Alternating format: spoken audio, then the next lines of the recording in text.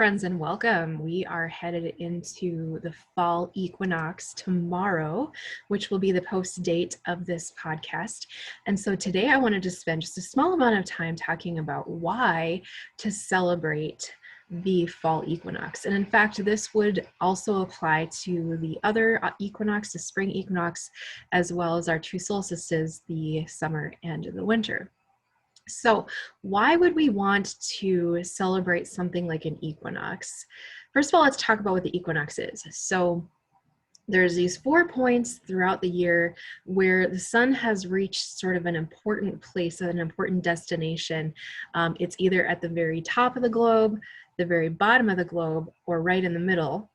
And on our equinoxes, this is when the sunlight hits our equator of the Earth directly at a 90-degree angle. So the sun is basically coming straight on to the equator. And what that means is that we have equal time of light and dark in the day.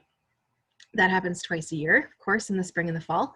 And it is a transition point, the halfway transition point between the two extreme events with where the sun is placed, which is our summer solstice and our winter solstice, okay? So what we can just take away from that right away is that we are in a time that is a transition point. It's a halfway point between the two extremes. And what this is it offers us a chance to see the fall season as a transitional season, a liminal space. Now, what is important about transition? What is important about these in-between times of the year or maybe of our life? Well, I would like to just share something that I've learned from studying and practicing permaculture, which is a form of agriculture that has taught me a lot about how fruitful the transition points can be. So oftentimes we look at transition points as challenging times that maybe we're not necessarily really looking forward to going through. Oftentimes transition points have a lot of upheaval within them. They, when we're talking about the weather, it might even just be like the fall weather going from being like 80 degrees one day to being freezing cold and rainy and just like frigid the next day. And so our bodies are constantly having to make these adjustments. We're also having to make adjustments to our lifestyle. It's usually during these seasons where it's hard to even know how to dress yourself because you don't know what seasons in a day you're going to be experiencing. So oftentimes those transitional places in our life really present a lot of challenges, and they ask us to be very flexible. The other thing that I think is really interesting about transition points, though, is that if we look in nature, if we look in something like permaculture and agricultural practice, what we see is that the boundary zones between two areas are actually the most abundant and fruitful areas in nature. And I think for ourselves, when we're looking at transition points, like from one season to the next, this can also then be an opportunity for us to figure out where we've been fruitful and where we can have more fruitfulness. So today I have 3 tips for you about why you would want to celebrate the fall solstice or fall equinox, or really any solstice or equinox that we have during the year. What can these things do to benefit us? So tip number 1 is that this can be a very intentional sort of celebration for you. And what I mean by that is that if you look at the rest of our holidays of the year, they're like super crazy, right? So if you think of how insane Christmas or Hanukkah season is, if you think of Labor Day or Memorial Day where we're often traveling, even something like Thanksgiving has become very commercialized because of Black Friday the next day. And so what used to be holidays that were for religious practices, inward contemplation, time for connection with family and friends have now become opportunities to just be as busy as possible. And what that means is that we are no longer having the time for reflection within these regular holidays that we used to, in my opinion. And so what I think is really cool about celebrating something like an equinox is that you get to decide how you want to use that holiday, and nobody else has any expectations for you on that day right now. At least as of now, we're not collectively celebrating these things. So this can be a way for you to create a different kind of structure for yourself where you can create opportunities for yourself to go more inward, to take more time for reflection, to not have the busyness. So basically, this is a way for you to have a holiday that doesn't have a bunch of busyness with it. That is tip number one. The second tip is that these transition points provide for us a chance to create more leverage when it comes to our health. And what I mean by that is if we look at the ancient traditions of Chinese medicine, of Ayurveda, of other indigenous medical systems throughout the world, what we find is that these systems teach us that as things change outside in nature, as we see things drying out going into the fall, we're going to see similar things reflected in our bodies. So right now, I've noticed as we are almost to that point in the fall, everything in my yard is getting crunchy, everything is dry, everything is losing color. I'm also noticing it in my body that my skin is drier. I'm having more itchiness in my skin. I'm having to do more things to help support my skin health, which is very, very important actually for our immunity going into fall. It's part of the thing that represents metal elements, which is a very important element to be supporting when we go into fall. It's basically our immunity, our armor. So when we can be aware of these things, first of all, when we can start to be a better observer of nature, which I think is a really exciting invitation that is inherent within more of a seasonal lifestyle, we will become more connected with nature and we will realize that nature is having a dialogue with us at all times. This is a new thought for most of us. I think most of us see ourselves as disconnected from nature, and in so many ways we are, right? Like we're living inside with artificial lighting, artificial heating, artificial cooling. A lot of us are no longer harvesting our own food. We don't think about where our water comes from. We're not worried about staying warm at night, so on and so forth. But that doesn't mean that nature doesn't have something to tell us, even just in learning to be an observer of what's happening in nature, even if we don't have as much direct connection.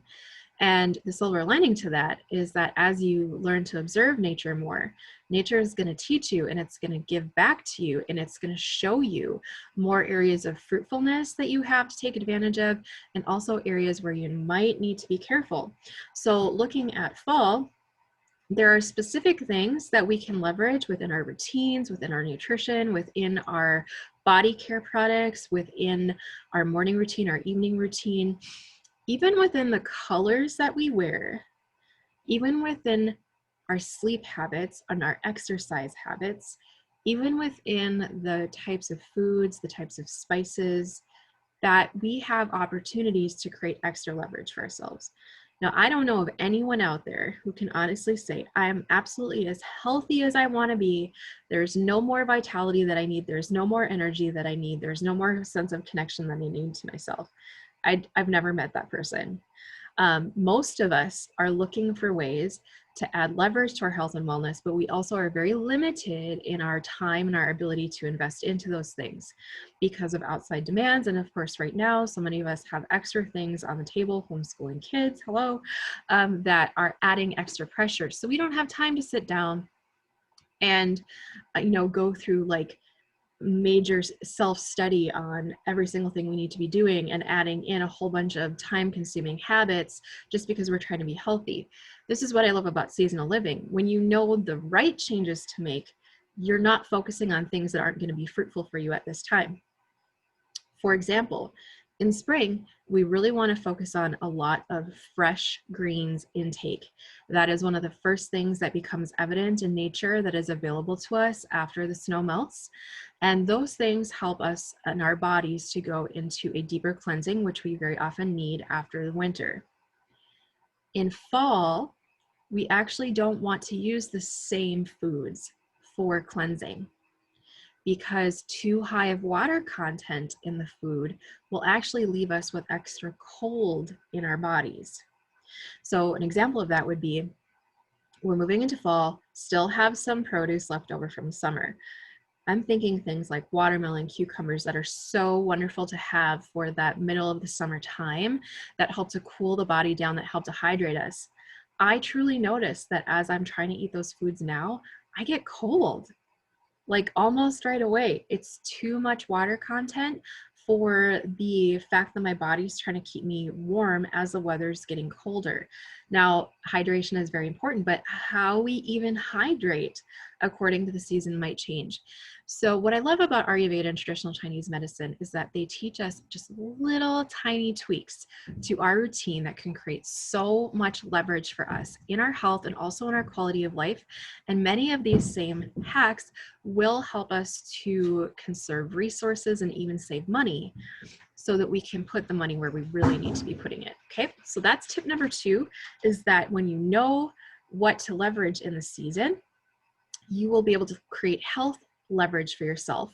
And when we are celebrating the equinox going into fall, this is a chance for us to check in and say, hey, oh yeah, there are some things that I need to shift. There are some things that I need to change. And if you're really not sure what those things are, then this is exactly what the Intuitive and Seasonal Living Academy is for. So I want you to go to bit.ly/my and then all capital ISLA. And that is going to get you into our fall session of the Intuitive and Seasonal Living Academy, where I'm going to hold your hand and take you through all the things that you need to know, but in a really, really simple format that's easy to digest and is not going to take a lot of your time. It's amazing and it will change your life. Third tip about why you might want to start celebrating the equinoxes and the solstices is that this gives us a chance to check in about gratitude about the things that are working in our life. And then it also conversely gives us a chance to have some self-reflection and true self-honesty about some things that might not be serving us or might not be working for us in our lives. Now, ideally, we'd be able to do this on the normal holidays that we're celebrating. Like that's partly what those things were designed to do, as well as give us an opportunity to, if we have a faith that we are celebrating that faith through worship. But what I like about this equinoxes and the solstices for this type of a practice is that anyone can do it. There's no expectations from the outside, and you get to make it what you want. So being able to have a chance to sit down on the equinoxes and the solstices and just have some time for journaling, for self-reflection, for looking back over the calendar and saying, man, I am so grateful for that experience getting to travel and see my family. I am so grateful for that experience getting to launch that class. I'm so grateful for that experience where I got to really focus in on my body and changing my health. But if I'm really honest with myself, there's some things that are not working for me right now, and I want to course correct. I really want to course correct going into the next 3 months. I really want to course correct and change some things between now, the fall equinox, and our next occasion, which is the winter solstice, which is right around Christmas time. So it gives you a chance to think about how you want to course correct, and then also make the plans that you need to make and figure out what your action steps are going to be in order to make that course correction. So, this doesn't have to be like a witchy thing. I think a lot of people look at something like celebrating the solstices and the equinoxes and they think, hey, that's really pagan or that's new agey. And if that's your thing, totally fine. But there's so many people that think that they can't take advantage of these times to just stop and take a breath because they are from a different faith tradition or they don't have any background in it. And what I love about the solstices and the equinoxes is that it's simply something that's happening with the sun. It's either the extremes or a halfway point between something else. And it's such a like intuitive time for us to check in and say, how are things going? What am I grateful for? And what do I need to change? If you're not sure what a solstice or an equinox celebration could look like, I want you to check out the next episode of this podcast later this week. And I'm going to give you some ideas. I'm going to share some things that myself and my husband are going to be doing. I'm going to share some things and ideas that I've gotten from other people about how you can celebrate, quote unquote, the equinoxes, or really make them a time to be intentional. And especially with the fall equinox, we're at this point where it's called the mid-harvest.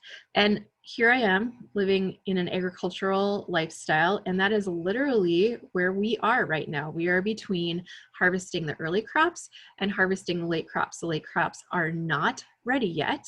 So we have this brief break. We have this brief lull. That's an opportunity for us to get caught up on things, to get things preserved and canned, and to take some time just to do some reflection on those things that are working, those things we're grateful for, and the things that we want to change, both as individuals, as a couple, as a family, even in business. So next podcast, I'm going to be giving you some tips and tricks for that. But in the meantime, I want to challenge you, since you're going to be getting this podcast on the fall equinox, to figure out if you can even take 5 minutes today to do some reflection and think about what you want to course correct. And if you need some help with that, again, that is what our Intuitive and Seasonal Living Academy is designed to do. So make sure you go to bit.ly/my and then all capital ISLA to get enrolled in class. We can't wait for you to join us to learn all the health leverage that you can for this season and for the seasons to come. And if you liked this vlog, if you like this podcast, please like, subscribe, comment, all those things. Make sure you have notifications turned on. That's very, very important. And I will see you next time.